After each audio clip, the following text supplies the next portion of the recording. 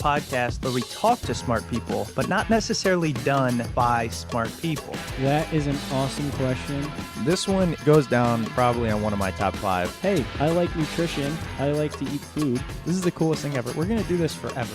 I wish I paid more attention in that class. You know, I'm going to be honest, I don't understand that. As a man, I don't get it. Welcome to smartpeoplepodcast.com. Hey everybody, welcome to a super special, extremely amazing edition of Smart People Podcast. I am Chris Stemp. And I'm John Rojas with 100% less adjectives. I'm so pumped because think about it. People have now listened to what we've had to say they care much less about what we have to say than our awesome guests, but 1 million plus times. 1 million. Yeah, that number just blows my mind every time I see it. So every time. We hit 1 million downloads. You might have seen it. We kind of went crazy on Facebook and Twitter and all that. We were taking pictures, popping champagne. It was a big deal to us just because we think about our humble beginnings when we used this crappy microphone and didn't know what we were saying. And we interviewed Dr. Walter Willett for guest number 1. And he is like a genius, as are most of the people we've spoken with. Not all, I will say, not all, but we try. And the sound quality just didn't do it justice. So if you happen to have been the numerous people we've been seeing daily that have gone and downloaded every episode, please forgive us for like the first 20 are terrible, the second 20 are like decent, and then we really picked it up after that. The next thing, aside from 1 million downloads, that we're so pumped about is this episode. This hits home. I mean, when we talk about things we enjoy, the reason we started this podcast, it was for people like this week's guest, Roman Krznaric. We'll dive into that. We'll talk about it. It's about passion. It's about finding your job, your mission, and just learning about yourself, which is what we're all here to do. Man, so awesome. John, what do you have for him? As Chris mentioned, this week's guest is awesome, and we want to continue to bring you amazing guests week after week. So please remember that we are a completely listener-supported show. We depend on your donations. So if we've helped you out through a boring workday, maybe we've gotten you through a half hour of you just banging your head against the keyboard, or we've been a companion with you and your dog on your dog walk, please head over to smartpeoplepodcast.com/drink or click the donation page tab on the website and throw us a few dollars. Even better, throw us a few dollars recurring each month. Yeah, there's an option where you can do it monthly. And I just wanted to give a shout out to those recently. We have been seeing these donations come in a little bit. So Shane, thank you for the very generous donation, along with James, Sharon, Michael, Lisa, a couple of you with the, a couple bucks, but recurring monthly. It's just even if it's 50 cents an episode, you enjoy it. It shows us that you enjoy it. And we want to keep bringing it to you. Believe me, we are not quitting our day jobs, but this is exciting and it's a good time. So enough of that. We really appreciate it. Wanted to also talk about another thing we're doing. As we mentioned, John and I have things we want to do for the podcast. So we recently got all of the episodes transcribed. We will be tweaking those and putting them up on the website. You might not be interested in that. It helps with search functionality and things. But in the same token, we're going to be tweeting quotes from past episodes from our guests, not from us. Nobody cares about what we have to say, but little nuggets of knowledge, tidbits of things. And so please, if you want to hear them, follow us on @SmartPeoplePod. Twitter.com/smartpeoplepod. So we'll be sending out, a few a day. Just, hey, this is interesting. Listen to what smart guy number 7 said. So enough about the housekeeping. This week, as Chris mentioned, we had on Roman Krznaric. And Roman is a cultural thinker and writer, as well as a founding faculty member of the School of Life, which might be one of the coolest places on the earth. We'll get into it later. Well, I like how you say, it reminded me of School of Rock. And it's set up absolutely. like that, but it's for knowledge. For those of you out there, John and I are going to start one. In our local town, we're going to rent out a building. As part of the episode, this wasn't rehearsed or anything. As part of the episode, Roman says, tell people what you plan on doing, and they'll hold you accountable. We are going to do this in some fashion. I want a building in Alexandria. Anyways, we're going to talk to Roman here in a second. He wrote a few books, one being The Wonder Box, Curious Histories of How to Live. Also, the book that we found him through, How to Find Fulfilling Work. It's really great. It's a real life tale. We talk about things like experiential learning, something that if you've listened to all the podcasts, you've heard John and I going through, learning through experiences, talking to people. It's great. I'm just excited to bring it to you. I don't have anything else. Let's go on to Roman and learn about work, passion, emotion, empathy. Here it is.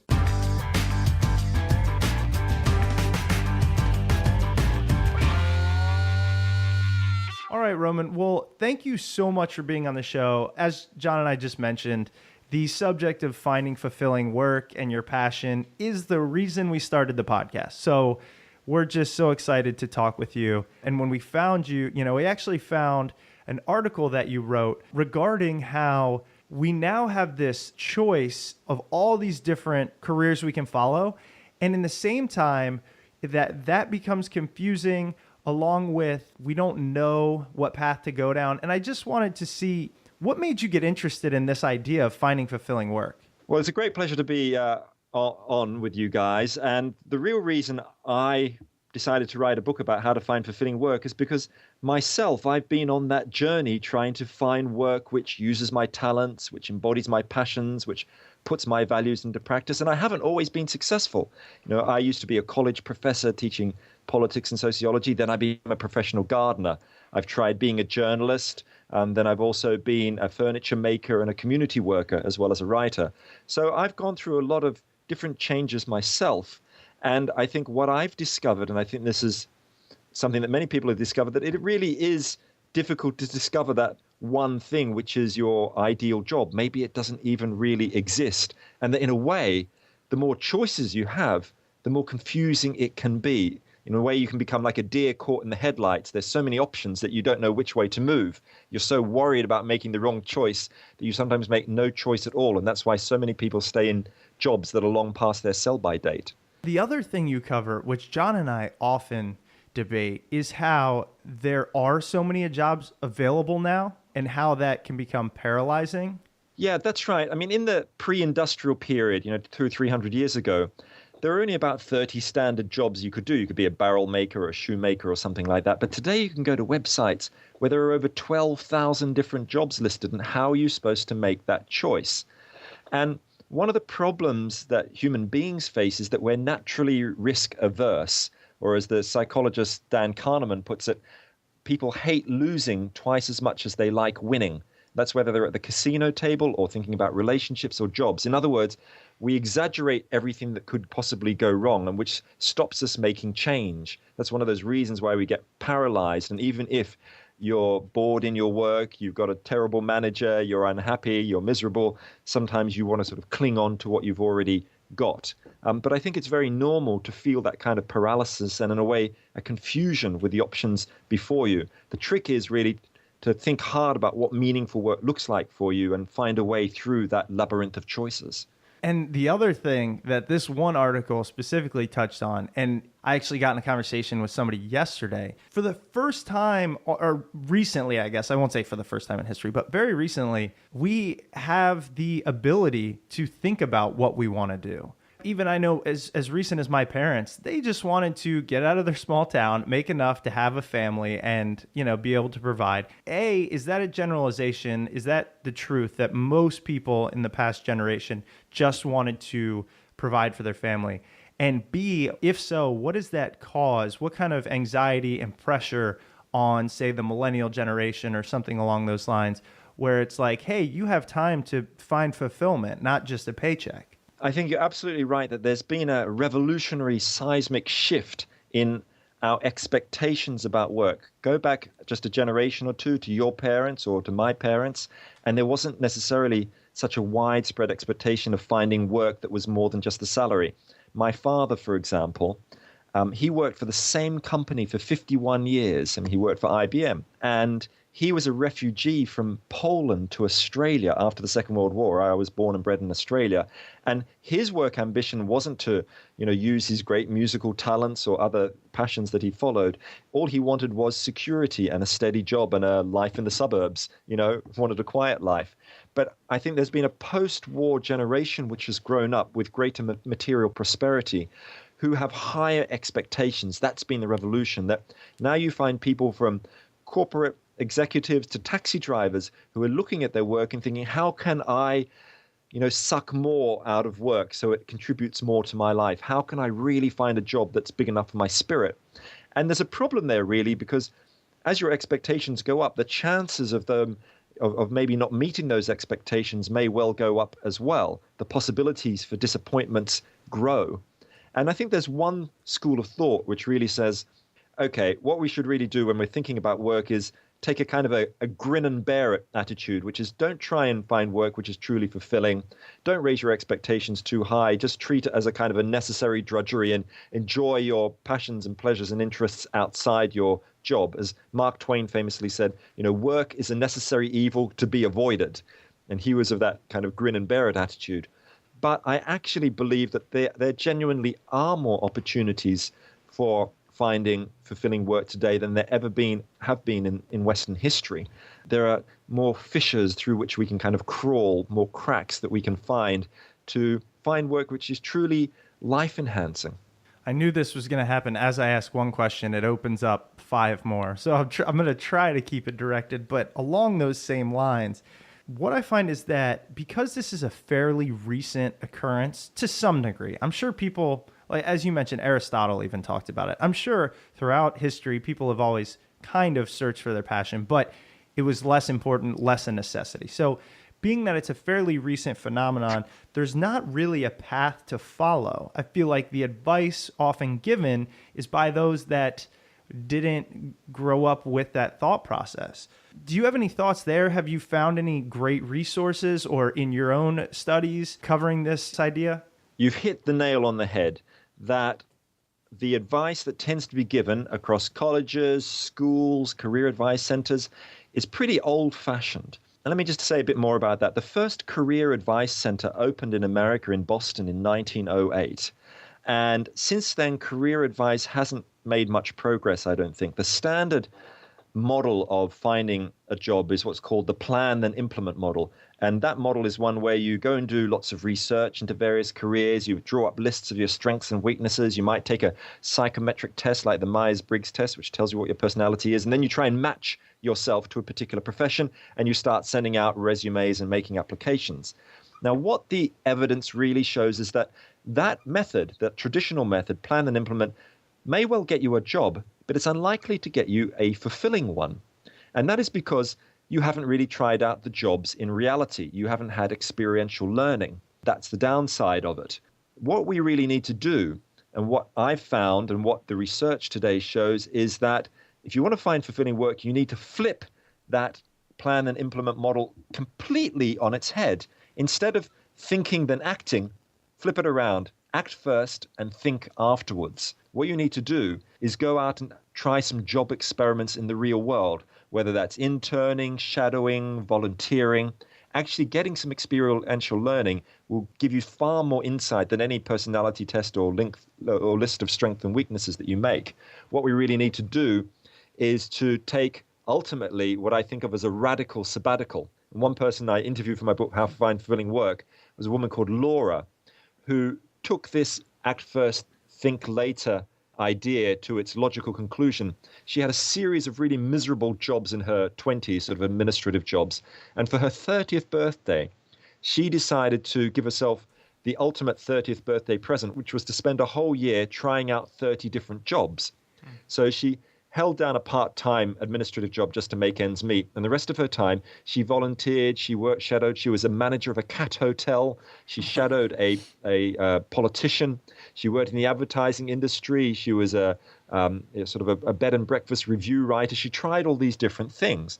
And this, let me tell you about her discovery. It was very important. She discovered that finding the right job was a bit like finding the perfect lover. You can write down a list of your 10 criteria for the perfect lover, and you find someone who ticks all of the boxes and they do absolutely nothing for you.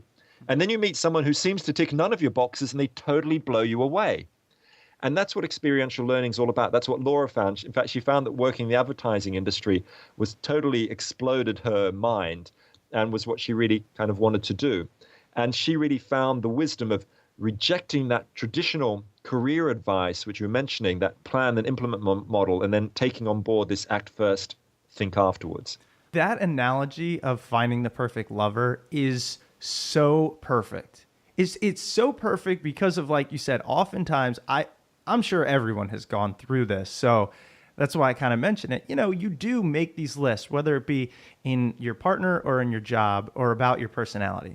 And invariably, I think more often than not, it's the things that don't check that box. And so I guess we're just horrible at guessing or horrible at imagining the future rather than just do it and learn from that, is what you're saying. I love that. Well, I think that's right. I think we are really terrible at judging our future selves. I mean, particularly when we're young, we're 16, 18, 20, 22, just out of college. We make decisions about what we want to do with our lives, to become a lawyer or a management consultant, and which might suit us at that time, possibly. But by the time you're 35 or 52, you know, your interests have changed, your passions, you might have different values, you might have a family. You know, we change as people throughout our working lives. So it seems bizarre, very strange, not to want to change your job at some point and be a bit more experimental and discover who you are. But on the other hand, I think we need to be realistic about this, that some people really do need to make those mortgage payments. They've got to put shoes on their children's feet. They can't take the risk of spending a year trying out 30 different jobs. So the question is, can you really be experimental while maintaining a bit of job security and keeping the risks down? And I actually think it's possible. And the way to do it is to still act first and think afterwards, but with not something as radical as a radical sabbatical. The other idea I often talk about is the idea of doing what are called branching projects or temporary assignments. So you might hold on to your existing job in one of the big four consulting firms, but on the side, you start doing experiments, whether it's running a podcast or doing freelance web design or teaching yoga on a Thursday night. And what you do is you keep doing more and more of these small experiments, and gradually you build them up. So you start overcoming that natural risk aversion that humans have that I was talking about earlier. And eventually you reach a point where you have the courage to change. So a lot of small steps enables you to make a much bigger change and overcome the risk. I think it's funny because I almost feel like you're talking directly to me right now. I actually work as a management consultant for one of the big four consulting firms, and this is the exact struggle that I've had. And when you talk about these branching projects, it's exactly what I've done. Starting this podcast, doing stuff with web development, that kind of thing, to see where my interests lie, because I feel exactly like the person that you mentioned, where just turning 30, I now want to find out who I am and do exactly what she talked about doing by trying out 30 things. But I find it hard to let go of the security and the comfort of the paycheck that I receive now. What types of things, I mean, besides just doing these branching projects, how can I expand those a little bit so that they're thicker limbs, so that, you know, I'm actually going more towards what drives my passion and fulfills me? Well, I think there are a couple of things one can do. One is to start doing some very practical activities, sort of explorations. One of my favorites is what's called the personal job advertisement. And what you do with the personal job ad is you sit down for half an hour and you write an advertisement telling the world who you are. What are your talents, that you're fantastic at origami and scuba diving? What are your great passions, you know, hot air ballooning? What are your values, that you care about ecological change or women's liberation? You write down who you are, but you don't write down anything about what particular job you would like to do. And then now here's the really intriguing bit. What you then do is you email that advertisement to 10 friends or relatives, people from different parts of your life, maybe a policeman uncle or a cartoonist relative or friend, and you ask them to suggest one or two jobs that you might do, and not just vaguely say, oh, you ought to work with kids, but maybe you ought to work with street kids in Rio de Janeiro or something like that. And the thing is that we tend to be quite narrow in our own imaginations about what we could do. But if you do something like the personal job ad, you will start getting really surprising input from people, because don't think that you are the best expert on who you ought to be. And the real purpose here is to recognize that we all have multiple identities. Now, one of the great tragedies, I think, of modern work culture and work advice is the idea that there's one perfect job out there for you, an ideal vocation. This idea has been around for at least a century. And what it means is a lot of people are sort of think there is only one thing for them. But in fact, most of us are many people. We have many personalities. There are many petals of ourselves that we can unfurl. I think the personal job ad is one way to get into that. Another way is to rethink what our ambitions about work should be.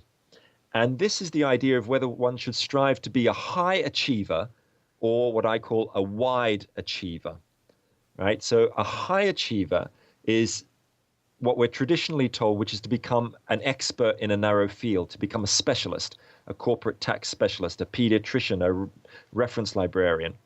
But if you go back to the Renaissance, go back 500 years, the ideal career was, or the ideal way of being a human being was not to be a specialist in a narrow field, but to be a Renaissance generalist, to cultivate the many sides of who you are, to be a wide achiever. And probably the ultimate wide achiever from the Renaissance was Leonardo da Vinci, who in any one week would have been painting a portrait for an artistic patron. He would have been designing some engineering devices for a power-mad Milanese duke, and on the weekends doing some anatomy experiments. He was basically doing several jobs part-time and on a freelance basis, what today's called being a portfolio worker. And I think that idea of doing several jobs simultaneously is really what 21st century work could be all about. Now, a follow-up to that is that assumes that you know your talents, right? And so I guess for me, I think it's easier to know your passions as long as you search a little bit what you enjoy. But I found it hard to marry what I think I'm good at and what other people think I'm good at. So it's been tough because people will often lead me in a direction that, although I might be decent at it, I don't actually enjoy that. Have you ever looked into that aspect or touch on that at all? One way to think about this is to go back 2,500 years to some advice that the philosopher Aristotle gave, which was, where the needs of the world and your talents meet, there lies your vocation. What he saw was that finding a kind of golden intersection between your talents and your values is what really gives job fulfillment. And in fact, modern career research shows exactly this. Research by Mahai Csikszentmihalyi, Howard Gardner, and other luminaries in the world of thinking about work, that actually, pursuing money and status isn't likely to give you high levels of long-term happiness, but finding something where you're doing what you're really good at, but what you really care about is ideal. But as you say, well, how do you exactly find out what those talents are? And that ultimately comes down to, I think, partly about self-knowledge, but it's partly about taking an experimental attitude to work.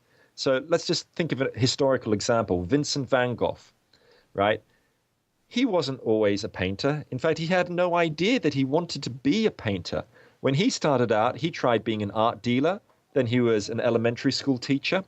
Then he worked in a bookstore. Then he was an evangelical preacher in the Belgian coal mines. And then he finally decided and started drawing and realized it was what he loved. People all the way along are saying, oh, you're really good at this, you're really good at that. He wasn't sure what he was good at, but it wasn't ultimately until he did quite a lot of trial and error that he found the thing that really worked for him. And ultimately, that's about facing up to risks and giving in to the credo of security. I guess that goes back a lot to the experiential learning. So again, I think that's probably the best approach, if not for all, at least for some, especially me. The other thing I wanted to ask you is, you've chosen the wide approach. I know I listened to a talk that you did, and you said, and you mentioned it earlier in the episode, that you've done a lot of things. The thoughts there are, that approach I find is often looked down upon still, even though it might be a little more progressive. You have the job hopper title or the gaps in your resume and all that. And also, you might miss out on some earning potential if you're not growing within a company, if you're not seen as an expert in a field. I know that's kind of a lot surrounding that topic, but I was wondering, since you've done it yourself and with the research you found, what your thoughts are there. Yeah, it's absolutely true that there are costs to taking an experimental route. Now, but here is something really extraordinary that I discovered. When I interviewed people from many walks of life, about particularly those who gave up steady jobs, 9-to-5 jobs with security, and they went freelance so they could try and follow their passion or be a wide achiever and do a couple of jobs at the same time. What I found with almost every single person I spoke to is that almost none of them were willing to go back to security in a 9-to-5 job. Once they tasted a little bit of freedom, they didn't want to give it up. Because if you look at surveys of what gives people job satisfaction, ultimately it's things like having good relationships at work and having autonomy, a sense of autonomy, making decisions and forging your own path. Even if it's in a big company, sometimes you can get that kind of autonomy. If you don't have that, your soul will probably likely to wither and die. Now, there is, though, those people who do go freelance, they do have that financial insecurity. So what should we say about that, or how should we think about that? Well, there I think it's worth looking at the research, and probably the most striking and I think important finding in the social sciences in the last 25 years is that there is no direct relationship between income and happiness. In other words, as a nation's income goes up, the level of happiness or life satisfaction tends to stay steady after it's reached a certain level where people have their basic needs covered. And when you look at that on the level of the individual, basically as you're earning more and more and more, your levels of happiness aren't likely to go up. What happens is we tend to get caught in what psychologists call the hedonic treadmill. And that's the idea that you think that what's going to make you happy is earning money so you can buy a second car or a widescreen TV or a holiday home. And you work like crazy to earn the money to do that. Finally, you purchase those items and they give you an immediate spike of satisfaction, but then your levels of happiness drop down to where they were before, because human beings tend to adjust their expectations. And what happens then is you ratchet up your levels of expectation of what a good life is. And so you have to work even harder and harder to have an even bigger television or a faster car. And you get caught in this cycle, this hedonic treadmill. And I think then, when you think about it, the cost of losing earning potential might be outweighed by the benefits of having more free time, of putting your values and talents into practice. But of course, the problem is that our culture is telling us that, and still continues to tell us, that money really matters. And although, in the last 10 or so years, there's been a rebirth of the simple living movement as it came out of America in the 1970s, with roots going back to the Quakers in the 18th century, I think more and more people are starting to realize that, money doesn't buy you everything. I wanted to take a step back real quick because we've been talking about experiential learning within a career or job, but I wanted to just go into the education system real quick because, especially in the US, we have a industrial factory-based education system where our kids really aren't getting that experiential learning. And I was wondering if you could talk a little bit about that and then kind of dovetail into the School of Life that you're a co-founder of and tell our listeners a little bit about that and how and why you started it. I think you're absolutely right that in the Western world, education systems developed as factories, effectively in the late 19th century. If you think what a school looks like, you've got children all going in at the same age group. They stay within that same age cohort. Originally, public education was really about trying to create workers who could be fed into the industrial system and workers who had a sort of nationalist allegiance as well. That history of education is very deep, and it tends to be, learning tends to be of a secondary nature. You learn from books and textbooks, in a way the opposite of what the great American philosopher John Dewey spoke about when he wrote about experiential education and its importance. And I think we need to try and rethink what education should be all about, to try and make it more experiential and in a way also more applicable to the great dilemmas of everyday life. If you go to college today, you don't go and do courses on how to survive a difficult love life or make family relations work or indeed try to find fulfilling work or nurture your creative self. You learn algebra, you do physics, you do comparative literature. And me and some of my colleagues here in Britain, including the philosopher Alain de Botton, a few years ago, decided that we really needed to do something about this. So in 2008, we opened a place in London called the School of Life, which was a kind of an alternative education where you could go along and do courses in those things that really mattered, like making love last, like finding a job you love, like becoming a more creative human being, and to try and, in a way, buck the system to provide an alternative. And a lot of the learning is experiential as well. We do courses, sort of philosophy on a bicycle courses where you go out into the countryside and think about life. When you do a School of Life course on finding work, you'll go and visit craft factories where people are making furniture with their hands, all sorts of things to try and jumpstart your mind and your body into a different way of thinking about what education really is. And I think we're on a cusp of grasping new forms of education, new forms of learning. I mean, one of my favorite examples, one of the topics I'm very interested in, is how do you teach empathy in schools? And in Canada, there's a wonderful project called The Roots of Empathy, which 500,000 children have gone through. They've taken this program, and the amazing thing about The Roots of Empathy, it's for kids who are aged between about 5 and 12. And the amazing thing about it is that the teacher is actually a baby. What they do is they bring a baby into the middle of the classroom, and all the kids sit around it once every couple of weeks, and they start talking about the baby. Why is the baby crying? Why is the baby laughing? What's the baby feeling? They're trying to step into the shoes of this baby. And then they use that then to do drama and artwork and narrative writing about stepping outside your own ego into the shoes of other people. What's it like to be bullied in the playground? All these kinds of things. And this is really about experiential learning and trying to reshape how we think about our educational experiences. And things like The Roots of Empathy and the School of Life, I think, are taking education in a new direction. I think traditional college education is going to die out. I mean, I'm absolutely glad that we're starting to make this shift. But one thing that I've noticed is, I mean, even ever since I was a little kid, I've always been told you're special, you're unique, be who you are, that kind of thing. Individual flower. Yeah, you're a unique individual, that type of thing. But then as we go through school systems, it was, oh, you guys are all being taught the same way. You're all being compared on the same grade scale. And some of you are going to fall off. And guess what? You're not as special, as unique, or as individual as these other kids. Why do you think it's taken so long for us to realize that our education system is flawed, is broken, and we're just now starting to change the way that we teach our kids? That's a really fascinating question.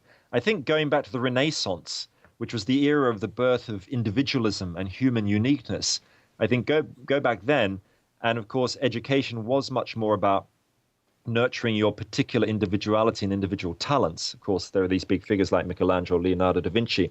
I think really what happened was that factory system that you talked about, shaping education for 200 or 300 years. I think what we're having now is something a bit like a rebirth of the Renaissance idea of the individual. And the reason is because we've had a century of that old model of traditional education, of pursuing money and status. And here's the great tragedy. It hasn't really delivered. It hasn't really worked.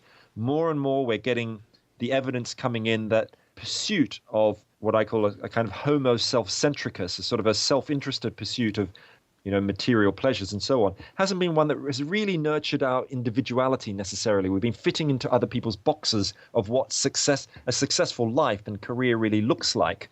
And I think we are gradually emerging out of that. And that's why you see an explosion of books on happiness and self-realization and so on the bookshelves and online, because more and more people are realizing that this is not who I want to be. In the 1980s, people wanted to be like Gordon Gekko working on Wall Street. And it takes a long time to wean a culture off those very powerful sort of sociological ideas. And in a way, each of us has to find our own way through it. But I think the good news is that almost every culture has come up with the idea that nurturing your uniqueness and taking risks to discover who you are is something that is very valuable in itself. Go back to the ancient Rome, and the Roman poet Horace said, "Carpe diem," seize the day before time runs out. The Jewish sage Hillel the Elder said, "If not now, when?" In the 19th century, there was the great novelist George Eliot in her novel Middlemarch said, "I would not creep along the coast, but steer out in mid-sea by guidance of the stars." I think everywhere is this idea that we should be in a way, trying to discover our own path. In fact, today is Soren Kierkegaard's 200th birthday. I think that's probably right. The Danish philosopher, he was the guy who said, make a leap of faith. And in fact, the leap of faith, I think, is the beginning of a path to human uniqueness. I mean, that's absolutely fascinating. And it's so funny. Chris and I were at a TEDx event here in the DC area yesterday, and everything during the latter half of the day was focused around the education system here and how we can fix it and that kind of thing. And they showed a bunch of videos where kids had put stuff together where they are answering the important questions of the world, how they can help other places. And it just shows how imaginative these kids are, how much they can actually learn from solving world problems and all those types of things. And, hopefully I'll be able to see that education system change. And, when I eventually have kids, to see them brought up through this type of experiential learning. Yeah, I think actually what's going on is that we are shifting slowly, I think, from the age of introspection of the 20th century to the age of outrospection. The age of introspection in the 20th century was the era in which we thought that the good life was about pursuing just our self-interest and looking inside ourselves. And by outrospection, I mean the idea of discovering who you are and what you care about in life by stepping outside yourself, discovering the lives of other people, caring about other people, putting your values into practice. And this more outrospective mentality is gradually coming into education. You find it in the kinds of things people are talking about in TED events and TEDx events. You find it in the School of Life. And I think it's a very hopeful thing. And what it's actually telling us is that the individualism, the hyper-individualism of the 20th century isn't enough for us as well, that we actually thrive as being part of groups and collectivities as well, joining with others in shared struggles. I mean, Aristotle famously said that human beings are political animals. We're social animals. We're as gregarious as bees. Just pursuing your path by yourself, being a lone individual, isn't enough for human happiness. And I think it's by trying to connect with others, to care about others, that is actually one of the keys to fulfilling work and ultimately a fulfilling life. While we're on the, we got back to fulfilling life, fulfilling work, I wanted to see if you had any other tools or things you've come across in the past that we could let our listeners know. The personal advertisement exercise is just such a fantastic idea. I don't want to leave any other ones kind of only in your brain. If you have some that you feel have been worthwhile in your own life or through your research, and kind of let our listeners know. I think one thing that people can do, as well as doing something like the personal job advertisement, is to sit down. Literally, this just takes 10 minutes, but it's the equivalent of a year's philosophy thinking, which is to draw up what I think of as a map of choices, which is to look back over your career and draw a picture. It could look like anything, like a tree, a labyrinth, a mountain landscape. Draw a picture of your career and educational history so far, and the moments in which you have gone in new directions, and the reasons why you've made those choices. Did you train to become a doctor because of parental influence, or because you wanted to earn lots of money, or whatever it happened to be? To try and understand what have been the patterns in our own lives. One of the things people often discover when they draw out one of these map of choices is that, in fact, they've not really made choices, that they've fallen into jobs at various points, that there's been a lack of will to really shape what their careers should be. And I think that doing an exercise which is a little bit reflective but visual at the same time, drawing one of these maps, can be actually quite startling in, opening out your mind. I think the other thing that you can start doing is simply just ask yourself some questions. For example, imagine 3 parallel universes in which you could pursue any career that you wanted to do. What 3 jobs would you be willing to do? Do those kinds of thought experiments to really push yourself, and then get out and start talking to people who are doing those careers that you think are enticing. Try and discover what it's like. Don't just read about them in books, and don't just trust what I say. Talk to people, do experiential learning. I think those are the ways which you can build on, doing some of these, activities and exercises. And that, I think, is the way that we are going to ultimately find jobs that are big enough for our spirits. And I completely agree. And I think a lot of it, as you mentioned earlier, is it might not be as much risk aversion as it is fear and it's change. And I've kind of dealt with that on my own and realized that you really have to step outside of your comfort zone just to talk to people. And the more you learn, almost every person you meet, if you ask them the right questions, you'll learn something about, hence this podcast. So, I really appreciate this. This is something so near and dear to our hearts that I really am just so happy to have you on. Real quick, I wanted to ask you, because I'm so interested in this subject, and I know you were named one of Britain's leading lifestyle philosophers, which I think is the coolest title ever. Like, honestly, I think that's not my word, someone else's, but there we go. Sure, yeah. And I was just wondering, when you sat down and said, I'm going to write a book called How to Find Fulfilling Work, and I'm going to talk about this subject that is very hot right now, right? It's in the news. People are picking up on it. What gave you the strength or the courage or the belief that you could do it and it'd be a worthwhile use of your time, as opposed to, there's probably numerous other books out there on the same subject. I'm just kind of wondering how you decided, I'm going to do it, and then made it successful, if that makes sense. Well, in a way, can I answer the question slightly, go back in time slightly, because this helps answer it a little bit better, perhaps. Absolutely. Which is, I never set out to become a philosopher of life, right? And, there's the files at the careers advice centers are pretty thin when it comes to philosophy of life, careers. There's no set way to do it. But I once had a job where I was working in local communities, and I wanted to start teaching my own classes on the art of living. And what I did is, for the first 3 months, is I did nothing. I kept talking to my partner and saying to her, look, I really want to teach these classes on the art of living, but I don't know how to do it, and I can't even find a venue to do it. And after a few months, she just said, look, why don't you just stop talking about it and just start teaching a class in our kitchen? Huh. I said, oh my God, I think I better do this. So I sent an email out to a few friends and friends of theirs, and I invited 10 guinea pigs to my first ever class on how to live. And it was literally in my kitchen. And we did I gave them a course on how to rethink ideas about love and rethink ideas on work. And gradually I started teaching in my kitchen. And gradually these classes I started teaching, then I started doing them outside. And eventually that led to the formation of the School of Life. And I started teaching classes at the School of Life on how to find fulfilling work. And I designed a course on it, partly based on my own experience, partly on these classes. And gradually I actually felt, from talking to people about their career adventures, I really felt then in a position where, okay, I can write a book about this. Not just drawing on my own experience, but what have I actually learned really from talking to real people? And, forgetting what's written about in all those standard career advice books, but what have I really noticed with my own eyes?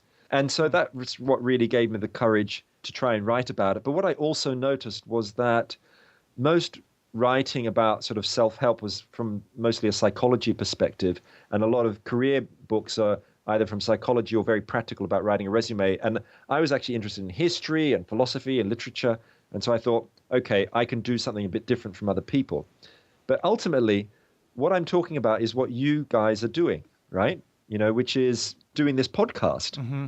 I mean, isn't that what it is? Yeah. No, on some level? It is. That's why there's so many direct parallels. I'm like, oh my gosh, just start the class and just do the experiential learning and gather everyone's thoughts. And we've talked about, writing a book on we're almost at 100 episodes and all that, like all those things. I mean, you're so right. Yeah. Well, I think you're in a good position to write a book. I mean, you may not know this organization in England, London called Escape the City. No, I don't. Okay, it's very interesting. They're a bunch of guys who are bankers in the city of London, and they were just sick of this, and they wanted to escape the city. They set up this organization. You look it up online. Yeah. And they've now got nearly 100,000 members of people who are working in the corporate world, but who really want to get out. Now, what's interesting about them, they've set up this organization. They set up lots of talks for people to go to, and now they're writing a book.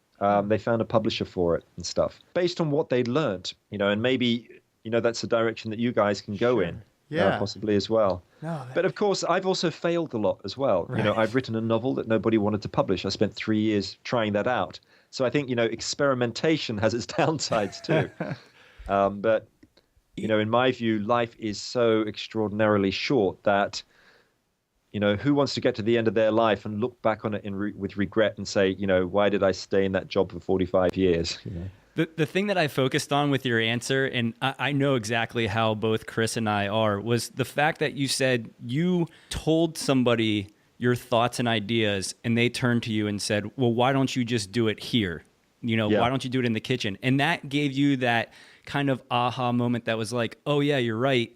There is Yes. nothing blocking me from doing this. And sometimes it takes that outside person to say, hey, that's a great idea. You should do it. And why don't you do it right here? That gives you no excuse not to. And I think there's one other thing that gives you no excuse not to, which is to start telling other people that you're going to start doing it. Yeah. So, yeah. if you want to leave your job, the best way to Accountability. leave your job is to start telling other people that you're leaving your job. Tell your mother, and then they're going to keep saying, so have you left your job yet? And you sort of start thinking, but what it does, it starts recalibrating your own mind. You start thinking about yourself as someone who is going to leave their job or who is going to write a book or is going to start their own radio station or whatever it is. That it's that sort of positive reinforcement of just literally talking about it as we start reforging our identities. It's a very basic form of sort of behavioral therapy, one might call it. Yeah. But it works. Well, Roman, thank you so much for being on. Your book, How to Find Fulfilling Work, is fantastic, and I absolutely urge our readers to go seek it out. Go to your bookstore, get it off Amazon, wherever it may be. But for those listeners that might be interested in learning more about you, do you have a website or Twitter or something that you can point them towards? The best place to find me is on my website, www.romankrznaric.com. That's RomanKrznaric, or tweet me on Roman Krznaric, and you will find me on Twitter and find me online. And I have to say, I mean, just telling our listeners and telling you, such a fantastic episode, and you're, well-spoken, and all the things you say are so pertinent. Really, this is one we would urge people to just go check him out, check out the books. And Roman, thank you so much. This was eye-opening, enlightening, just what I needed to end my weekend. I really appreciate it. Well, John and Chris, fantastic questions, stimulating discussion, and I always like thinking that a satisfying conversation is one where you say things that you've never said before, and I've said things I've never said before today, so thank you very much. Thanks All right, very much. Thank you. Bye-bye. Bye-bye.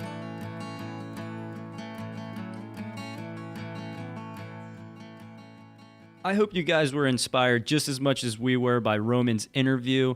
I challenge each of you to try to be a wide achiever and just go out there, do some experiential learning, find out what you want to do, find out what drives you, find out what you have flow with. It's amazing how much we always go back to that term flow. I know, and we're going to have the author of Flow on the show. Hopefully at some point, we have to. Because the book, it's one of the best I've ever read. And Roman's book, it follows that, and it gives almost a less scientific approach, if you will, but perhaps even more useful. And he just inspired us. I'm ready to go take on the world. So hope you all enjoyed it. Follow us, Smart People Pod, on Twitter. Leave us a few bucks. We're sticking around, guys. 1 million and counting. Next up, 10 million. smartpeoplepodcast.com/drink.